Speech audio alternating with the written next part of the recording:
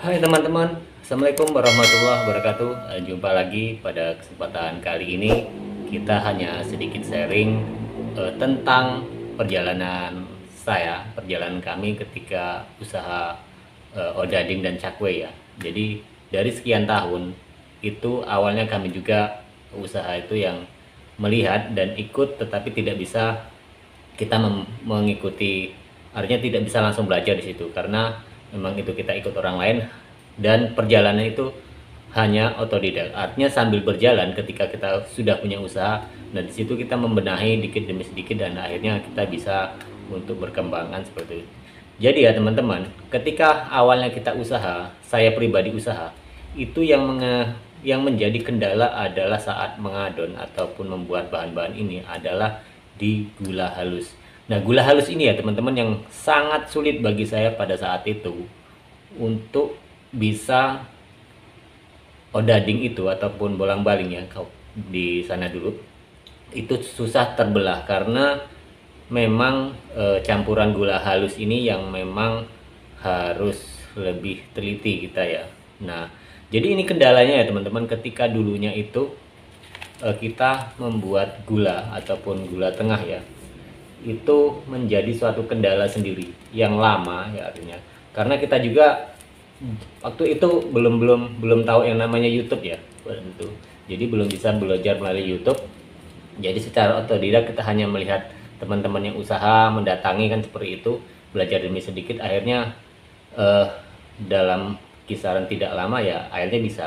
Jadi ini yang paling lama saya pribadi untuk mendalami ilmunya, artinya belajar tentang odading itu terkendala di gula halus atau gula lapisan tengah. Jadi itu salah satu kendalanya teman-teman. Tapi untuk masalah kita membuat adonan resep itu juga hanya secara gamblangnya bahan-bahan pokoknya saja yang saya tahu, tapi untuk yang lain-lain itu hanya tambahan secara pribadi ya seperti itu.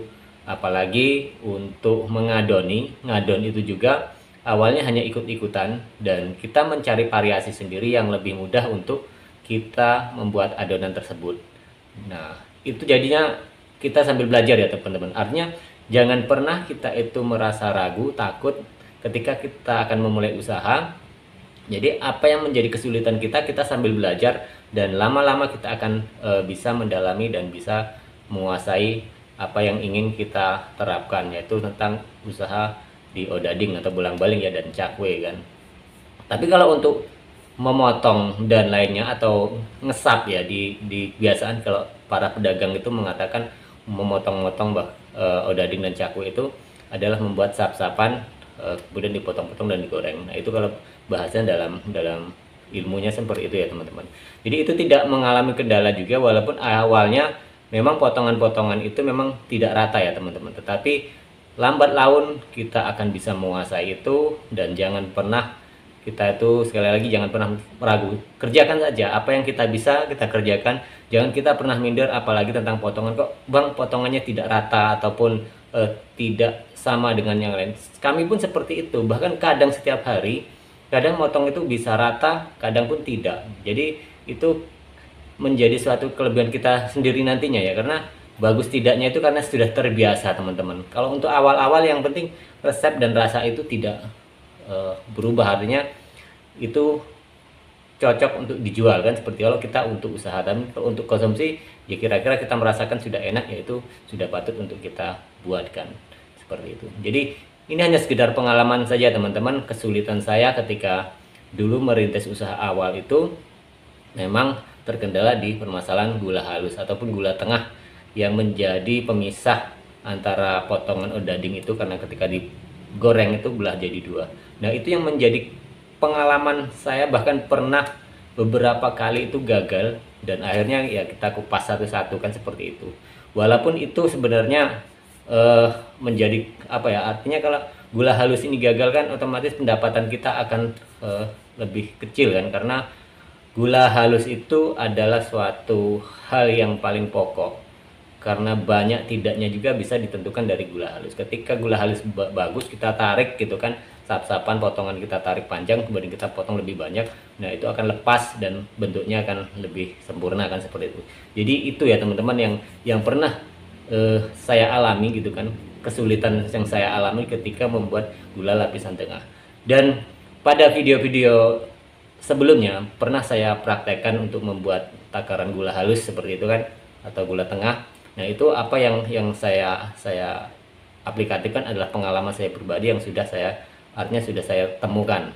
Tetapi ya teman-teman, untuk masalah gula halus sendiri itu, nah di setiap daerah ini ada cenderung perbedaan yang kita harus juga menemukan gitu kan.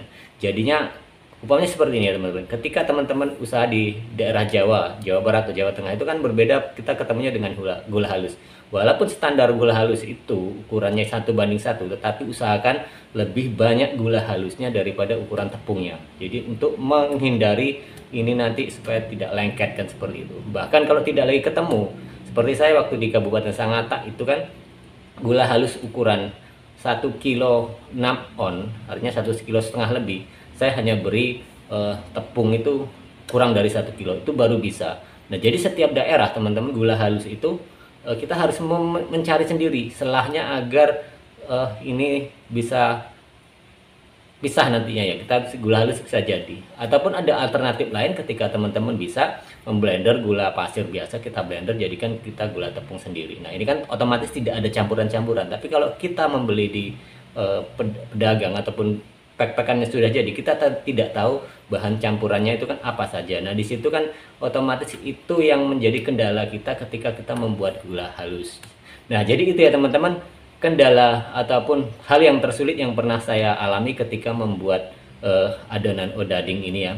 Jadi sekali lagi ini hanya sekedar sharing buat teman-teman, siapa tahu ini bermanfaat. Dan bagi teman-teman pemula, bagi teman-teman yang ingin memulai usaha, tetap semangat apapun itu resikonya, karena semua perjalanan kita pasti ada tantangan. Dan terima kasih teman-teman, tetap dan selalu mendukung channel kami, menyupport channel kami pun sedikit berbagi pengalaman, dan kita berjumpa lagi di video dan tayangan berikutnya.